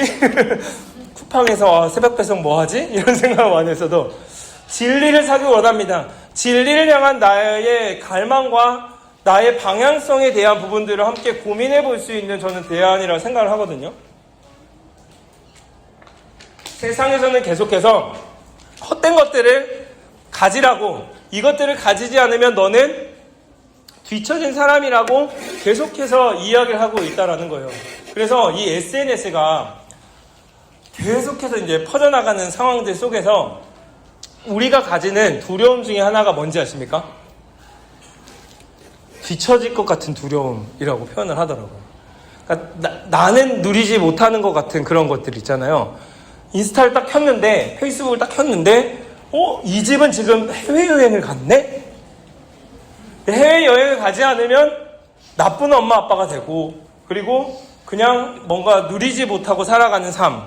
1년에 한 번 정도는 비행기를 타야 뭔가가 누리고 그거 하는 삶으로 우리는 느끼면서 살아갈 수밖에 없다는 거예요. 이게 뭐 좋은 어디를 가고 사진을 찍고 올리고 그들을 보고 여기는 갔는데 여기는 이렇게 찌르면 여기는 생일잔치 이렇게 해주더라. 여기는 이 선물 주더라. 이렇게 하면서 막 서로 비교하고 그런 상황들, 헛된 것들에 우리의 시간과 생각들과 뭐 이것들을 다 쏟아버리게 하는 것이 바로 허영의 시장입니다. 예수 그리스도를 만난 사람들에게도 우리는 그 시장을 반드시 걸어가야 합니다. 세상의 유혹 속에 해외여행 가지 말라는 게 아니에요. 가세요. 마음껏 가서 누리시고 즐거운 시간도 가지시고 행복한 시간을 가지시되 우리 안에서의 마음들 있잖아요. 옆에 집 가니까 가는 이런 부분들, 이거를 이 정도는 해야 이렇게 되는 거라면 의도적으로 한번 그 여행을 취소해 보시는 것도 저는 지혜라고 생각을 합니다. 그 중요한 상황과 진리를 사기 위한 어떠한 고민들과 구조들 있잖아요. 수련회 같은 거 있잖아요. 그러니까 수련회를 오고 안 오고는 정말 여러분의 인생에 아무런 뭐 차등이 없을 수도 있겠지만 저는 진리를 사기를 원합니다라는 이 크리스천의 고백의 저는 일부라고 생각을 합니다. 아이들 보내야죠. 무조건. 여러 상황들 다 그냥 제쳐놓고라도 저는 보낼 수 있어야 한다라고 생각을 합니다. 그 이유는 무엇이냐면 뭐 수련회 가면 뭐 변합니까? 뭐 학원에는 하나님이 없고 수련회장은 하나님이 없는 겁니까? 뭐 이런 논리로 막 저한테 이제 들이대시면 학원에도 계시죠. 네. 학원 가도 애 잘 될 수 있어요. 이 대답밖에 없지만 우리의 상황 속의 중심이 뭐냐? 진리를 사기 원합니다라는 이 고백 있잖아요. 이 고백을 우리의 삶 가운데 과연 하고 있느냐? 이 부분을 체크해 보는 게 중요하다라는 거예요. 이 고백을 하고 있다면 이제 제자훈련에서도 얘기했지만 재정의 씀씀이에 대한 부분들 전체 예산 파이 안에서 진리를 사기 위한 우리의 고민들과 노력들이 묻어난 파이가 어느 정도인지를 확인해 보셔야 한다는 거예요. 대부분 일주일 저거라니까 저희 집도 똑같이 다 쿠팡 배달의 민족 쿠팡 배달의 민족 이거였거든요. 뭐 그거를 뭐 탓한다고 얘기를 하는 게 아니라 뭐 쿠팡을 하지 말라 이게 아니라 뭐냐면 전체 재정의 씀씀이에서 진리를 사기 위한 우리의 고민과 방향들이 묻어난 그 방향성을 볼 수 있어야 한다라는 거죠. 왜냐하면 그 재정이 결국 우리의 마음에 가 있거든요. 돈이 있는 곳에 마음이 있다라고 성경에서 나와 있거든요. 우리의 마음의 방향과 지금 우리의 생각의 구조들이 어디에 가고 있는지는 돈의 씀씀이를 보면 알 수 있다라고까지 이야기를 할 수 있다라는 거죠. 진리를 사기 위한 우리의 몸부림과 우리의 고민들이 없다면 우리 아이들은 동일한 우리의 삶을 카피해서 살아갈 수밖에 없을 것입니다. 그렇다고 이것들을 뭐 정죄의 목적으로 쓰지 마십시오. 모든 그거는 다 자기 자신에게만 적용하시면 됩니다. 진리를 사길 원하는 우리의 이 마음들. 근데 그 과정들이 쉽지만은 않습니다. 사람들이 모함하고 야 그렇게까지 할 필요 있어? 너가 지금 분위기를 망쳤어 하면서 이 사람들을 죽입시다 하면서 실제로 감옥에 가두고 신실은 거기서 순교를 하게 됩니다. 순교를 하게 되는 과정들 속에서 다 끝난 줄 알았는데 한 사람의 열매가 있었습니다. 바로 소망이에요. 소망이 그 모습을 다 지켜보면서 저 신실히 믿는 그 진리가 뭐지? 너무 궁금해서 이 크리스찬을 구해주고 함께 이제 도망을 가게 되는 것입니다. 소망과 함께 도망을 가면서 의심의 성으로 가게 됩니다.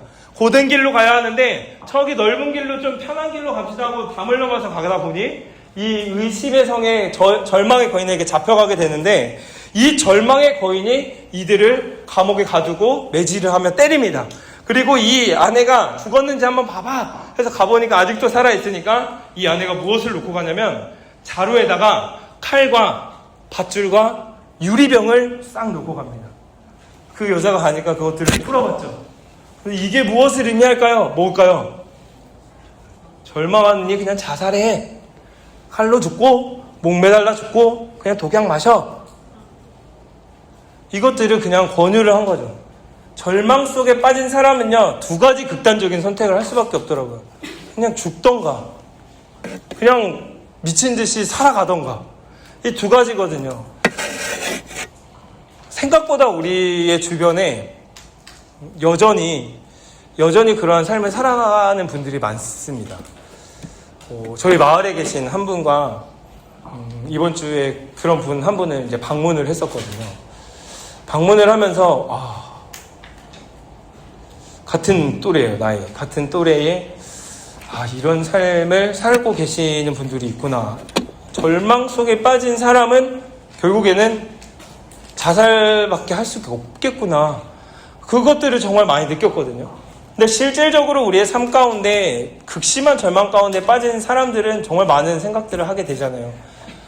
모두 다 얘기할 수는 없었겠지만 이 자리에 계셨을 수도 있습니다.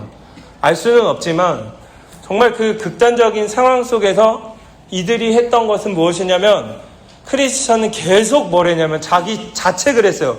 왜냐면 크리스천이 소망한테 일로 넘어가도 괜찮을 것 같아요 하면서 일로 갔거든요. 잡혀가니까 소망한테 미안해요. 나 때문에 그런 거야. 나 때문에 그래. 내가 이거 선택하라 그래서 그랬어요. 이거는 하나님도 이거는 그 주인도 날 용서해 주지 않을 거야. 자책을 계속 하거든요. 그때 소망이 이름대로 소망을 가지세요. 지금까지 우리를 인도해 주신 그 주인님은 끝까지 우리를 구원해 주실 것입니다. 소망을 계속 얘기를 하니까요. 이들이 무엇을 했냐면 기도하기 시작합니다. 기도를 막 하면서 두루마기를 딱 붙잡고 딱 생각을 하는 거죠. 제 가슴 속에 열쇠가 있었어요. 약속의 열쇠였습니다. 그 열쇠를 문에 딱 넣어보니까 문이 열리기 시작했던 거죠. 하나님이 우리에게 절망의 상황 속에서 우리에게 허락하신 것은 약속의 열쇠입니다. 말씀이다라는 거죠. 모두에게요, 하나님은 말씀을 허락해 주셨습니다. 그 말씀을 붙들고 나아갈 때에 우리는 그 절망 가운데서 빠져나올 수 있게 된다라는 것이죠. 그렇기 때문에 우리에게 지혜는 무엇이냐면 절망의 상황 속에 하나님, 내가 이 상황을 통해 하나님이 원하시는 그 말씀을 나에게 허락해 주십시오. 절망하지 않겠습니다. 자책하지 않겠습니다. 무너지지도 흔들리지도 않겠습니다. 나에게 약속의 말씀을 허락해 주십시오 하자면 그 말씀을 분명히 허락해 주십니다. 그리고 그 말씀을 붙들고 그 앞을 투벅투벅 걸어 나가잖아요. 하나님이 그 모든 상황에서 우리에게 해결을 해주실 것들을 믿고 나아가셨으면 좋겠습니다. 절대로 우리는 그 끝이 사망이 아닙니다. 소망을 가지고 우리는 앞으로 나아갈 수 있게 된다는 거죠. 그리고 이들은 나아가 기쁨의 산에서 4명의 목자를 만나 지식도 받고 또 지혜도 받고 위로도 받는 그 시간들을 갖고요. 마법의 땅에서 잠시 유혹받을 그런 상황들이 있었지만 뷸라의 땅까지 가. 그 뷸라가 뭐냐면 이사야 62장 4절에 보면은 결혼한 여자, 그러니까 신부를 의미합니다. 그 주인과 결혼한 그 정말 아름다운 신부의 모습, 그 신부의 땅. 우리는 결국 그 하나님의 아름다운 신부거든요. 그 영광스러움에 대한 이야기들이 있었지만 그 앞에 무엇이냐? 죽음의 강이 있습니다. 우리는 죽음의 강을 건너지 않으면 천성으로 갈 수 없거든요. 그 죽음의 강을 믿음으로 건널 때에 이 크리스찬이 막 헤매고 있을 때 소망이 이렇게 얘기합니다. 앞을 보십시오. 천성에서 우리를 반기고 있는 이들을 보십시오 해서 딱 주인과 눈이 마주쳤을 때 믿음을 가지고 그 강을 건너 천성을 향해 나아가는 그 이야기가 바로 철로 역정의 이야기입니다. 어떠셨나요? 네. 읽어보고 싶으신가요? 네. 꼭 한번 읽어보셨으면 좋겠고요. 그래서 이 내용들을 한번 그 메시지로 원래 정리를 했는데 이것까지 다 하면 기도할 시간이 없을 것 같아요. 네. 기도할 시간이 없을 것 같아서 3가지로만 크게만 이제 말씀드리고 정리하도록 하겠습니다. 결국 우리가 읽었던 그 히브리서 11장 13절부터 16절의 말씀은 크리스천의 삶, 그리고 그 믿음의 여정을 걷고 있는 우리 모두의 삶이다라고 이야기할 수 있을 것 같습니다. 여러분의 삶은요, 더 나은 본향을 향해 지금 걸어가고 있는 순례의 삶이다라는 것들을 반드시 기억하셨으면 좋겠습니다. 그래서 그 고든 길을 그대로 가시기 바랍니다. 옆으로 새나가지 마시고 좌로나 우로나 치우치지 마시고 하늘 본향을 향해 나아갈 수 있는 여러분들의 삶이 되셨으면 좋겠습니다. 선의가 이야기를 했어요. 이 길을 곧장 따라가십시오. 위선자는 양쪽에 넓은 길이 보이지 않습니까? 아니요, 나는 고되지만 옳은 길을 가겠습니다 라고 이야기를 합니다. 역대기에 나왔던 수많은 왕들은 길을 걸었습니다. 바른 길을 갔느냐? 하나님이 원하시지 않는 길을 갔느냐? 요담은 하나님 앞에서 바른 길을 걸어갔다라고 이야기를 하고 있거든요. 하나님께서 우리의 삶을 보며 강일진, 그의 삶은 하나님이 원하시고 기뻐하시는 바른 길을 걸어갔다라는 그 길을 가셨으면 좋겠습니다. 요담은요, 많은 개혁들을 일으켰거든요. 쉽지 않았을 겁니다. 반대자가 없었을까요? 두려움이 없었을까요? 물리쳐야 할 것들이 너무나도 많았고 왕권이 위협을 받았을 것이며 수많은 사람들을 움직여야 했고 반란이 일어났을 것이며 여러 가지 상황들이 있었지만 그럼에도 요담은 하나님이 원하시는 바른 길을 걸어갔다. 40을 넘어선 분들도 많이 계시겠지만 우리를 이 시기에 이 땅 가운데 또 이 시점에 철로 역정을 잃게 하신 분명한 이유가 있으실 거라고 생각을 합니다. 무엇이 고든 길인가, 무엇이 좁은 길인가를 계속해서 고민해 가실 수 있는 여러분들의 삶이 되셨으면 좋겠습니다. 그 일들에 필요한 것은요, 순례의 나침판입니다. 그 나침판은 아까 말씀드렸던 두루마리입니다. 하나님의 말씀이고 의심의 성에서 무기력감을 느꼈던 그 모든 상황 속에 허락하셨던 약속의 열쇠입니다. 절망하지 마시기 바랍니다. 우리 아이들을 양육해 나갈 때도요, 그 아이를 향한 하나님의 말씀을 주십시오라고 기도해 보셨으면 좋겠어요. 그 아이를 향한 하나님의 말씀이 있으면 흔들리지 않을 수 있습니다. 우리의 관점에 우리의 시선들이요. 왜냐? 그 말씀대로 하나님을 이루어 주실 것이기 때문입니다. 그래서 이 나침판을 잘 분별해서 나가는 것이 지혜이고요. 세 번째는 순례할 때는 반드시 동역자가 필요합니다. 우리에게 복음을 전해주었던 전도자도 필요하고 내 자매가 바로 교회입니다. 교회에서 이렇게 섬기는 사람이 그렇기 때문에 필요한 거예요. 여러 가지 봉사들을 하실 때 힘들 때마다 내 자매를 기억하십시오. 내 자매를 기억하시며 봉사를 하고 만나는 사람들에게 하나님이 어떤 분이신지를 물으셨으면 좋겠고요. 내가 만난 하나님은 어떤 분이신지를 고백하셨으면 좋겠습니다. 그런 고백되는 상황들 속에서 평안의 시간들과 그런 방들을 열어주실 수 있었으면 좋겠고요. 그것들도 많이 누리셨으면 좋겠고, 말씀을 우리가 무장하여 정말 전신갑주를 입고 나아갈 수 있는 그 은혜를 저는 마음껏 누리셨으면 좋겠습니다. 그래서 교회가 있는 거예요. 그래서 이 공동체가 있는 것이고, 그래서 이음말이 있고, 그래서 샘터가 있는 겁니다. 샘터라는 것이 없으면요, 또 중그룹, 대그룹을 하다 보면 이 공동체의 소속감을 느끼지 못하는 사람들이 있을 수밖에 없습니다. 우리는 누군가의 도움을 받고 살았다면, 누군가의 이런 동역을 얻고 살아가는 사람들이라면, 내 자매의 헌신에 따라 우리가 또한 힘을 얻고 살아가는 사람들이라면 우리가 누군가의 내 자매가 되어줄 수 있었으면 좋겠다라는 생각이 듭니다. 도움도 그랬고요. 믿음도 그랬고요. 소망이 계속 옆에서 소망을 불러일으켰습니다. 여러분들이 옆에 있는 사람의 소망이 되셨으면 좋겠어요. 아, 망했어. 최악이야. 이러면 진짜 끝난 것 같아. 우리 애들 이래서 어떻게 했을 때 여러분들이 옆에서 어떻게 진짜 망했네. 여기 학원 가봐. 여기 어디 가봐. 누구 만나봐. 이게 아니라 정말 말씀으로 소망을 좀 불러일으켜 주셨으면 좋겠습니다. 근데 집사님, 그럼에도 하나님은 절대 그 사랑에서 우리를 끊어내지 않으셔. 믿음을 갖고 우리 한번 기도해보자. 우리 한번 하나님이 분명하게 원하시는 상황들을 한번 같이 기도해보자. 나도 기도할게. 이게 저는 공동체라고 생각을 하거든요. 소망이 했던 역할이었어요. 그랬더니 맞아, 내 마음속에 약속의 열쇠가 있었어 하면서 약속의 열쇠로 막 절망을 품고 나아갈 수 있는 그 과정들이 생겨났거든요. 그렇기 때문에 옆에 있는 분들을 소중히 여기셨으면 좋겠고요. 여러 가지 상황들과 환경들, 과정들 속에 혹여나 서로가 서로에게 받았던 상처들이나 아픔들, 그리고 말로 표현하지 않았지만 표정으로 받았던 여러 가지 그런 복잡 미묘한 그런 관계들과 상황들, 주님 앞에 좀 다 올려드릴 수 있는 시간들이 되셨으면 좋겠습니다. 이 시대에 이 교회에서 만나게 하신 이유는 저는 분명히 있다고 생각하거든요. 그것들을 우리가 분명하게 인식할 수 있다면 그냥 계속해서 수련회 때에도 혼자 있는 사람들은 없는지 돌아볼 수 있는 지혜를, 그 눈을 달라고 얘기를 하시고, 그런 공동체가 됐을 때에 이 공동체가 아름답게 세워져 갈 수 있고, 그럴 때에 세상 사람들이 이 공동체를 보며 저기 뭐야? 저기 가면 뭐 있어? 왜 저 사람들은 저렇게 저래? 라는 이야기들을, 그게 저는 전도라고 생각을 합니다. 이런 도움, 믿음, 소망의 역할을 잘 하셨으면 좋겠고요. 그 고난의 결과, 순례의 결과는 고난도 있지만 그 고난의 끝에 영광스러움이 있다. 무서운 말이죠. 노 크로스, 노 크라운입니다. 고난의 길 가운데 복된 영광의 순간들이 있음을 기억하셨으면 좋겠고요. 시편 119편에 고난은 당한 것이 되게 유익이다. 왜냐하면 우리가 그것으로 말미암아 주의 율례를 배우게 되었다. 말씀의 의미와 뜻을 배우게 되었다. 정말 사도 바울도 이 과정들 속에서 제자들의 마음을 굳건히 하며 이야기를 하고 있습니다. 환난 받을 것이다.